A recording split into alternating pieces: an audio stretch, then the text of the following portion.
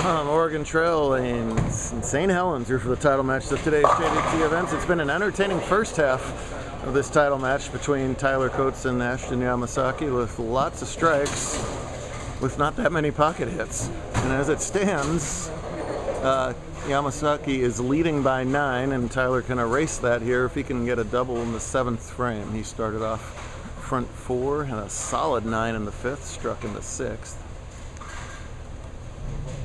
Ashton started with the front 5 with a couple friendly carries before sparing in the 6th to tie up the match. Way out, way back, mixes them up. Tie game. Game on in the scratch division between two of our veteran bowlers up here in the Northwest. Tyler coming off a dominant Bowler of the Year season. And last year's abbreviated finish. He would have won Bowler of the Year no matter how many tournaments we ran last year. He was winning left and right. While Ashton does his winning in a multitude of tours. Ours, the Oregon Tour, and the Oregon Adult Tour. He's had success in all of them. One of the most powerful strike balls tour-wide. Mows another 10 back. Two good friends, two relaxed talents, playable lane condition equals a title match like this. Got a good one here. Thank you so much, guys. Safe travels. Nice to meet y'all. Handicap just starting their semifinal match. Peyton Bauer and Dante Selgren, the winner to play Logan Storer. Ashton already won U17 earlier today with the win over Matt Corrin. He posts that. Oh, man. And a bouncing Messenger somehow misses the delivery there. Paco was pretty easy to hit this weekend. Lots of corner pins. The only really thing that kept the scoring down was his medium level cuts, plus 22 in scratch, plus 10 in handicap. So not that high scoring at the cut level, and it was getting that 10 pin out consistently, which was really the key today. So lots of 10s, lots of pocket 7 10s.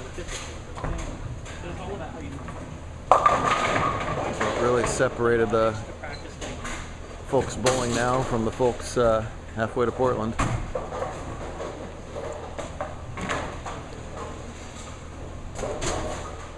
Coates won 6 times last year and not many more than 6 tournaments.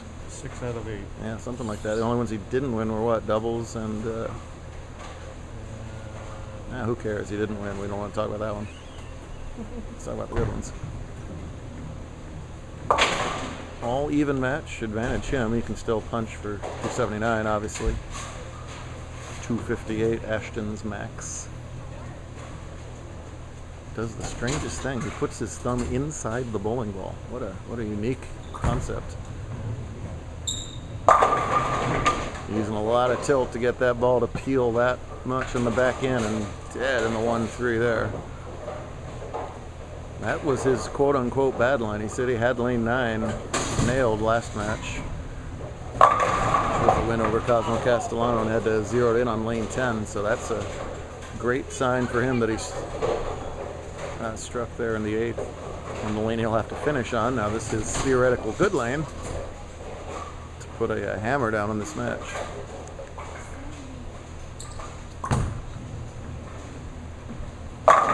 Oh, just barely holds on, carries that 9. I was so concerned about that. At high flush hit these days, bowlers watch the 9 pin more than they watch the 10 pin to see if it falls. It does. That's a 4-bagger. That puts him in the 250s already. So Ashton in strikeout mode, which he's perfectly capable of doing, and often does. If he does strike out all the way, he would force 9 spare strike for a tie. All kinds of possibilities remaining here. First step, get this hit in the 9th frame. Trip that 4, yikes. Not to be now, he's going to need help from Coates. Yeah, it was. There's our girl scratch winner, blasting a 250 bomb down there to take down Peyton and Win Girls. Sign. She doesn't need a signature either. No?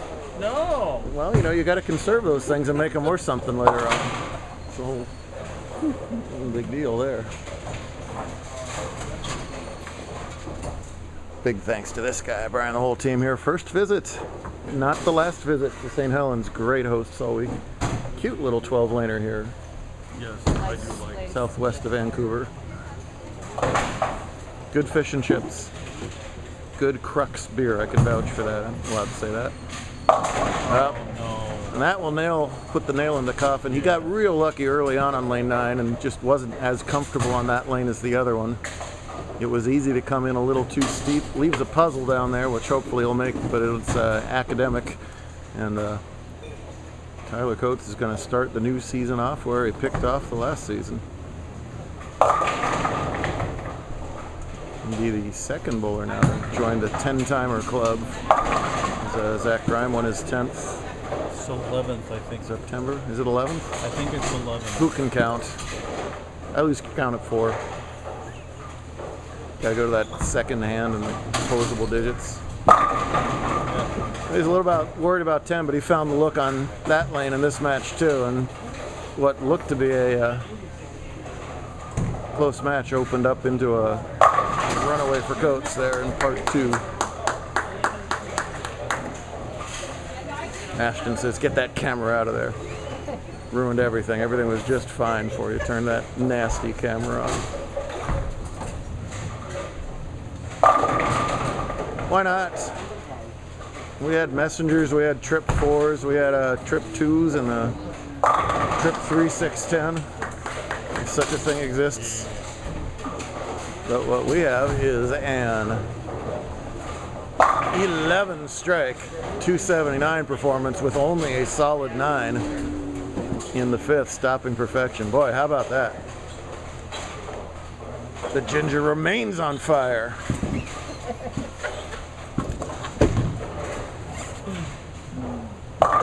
Nice stuff out of Coates. It'll be either Bowers, Selgren, or Store and handicap. Stay tuned for part 2 to see who comes out on top there.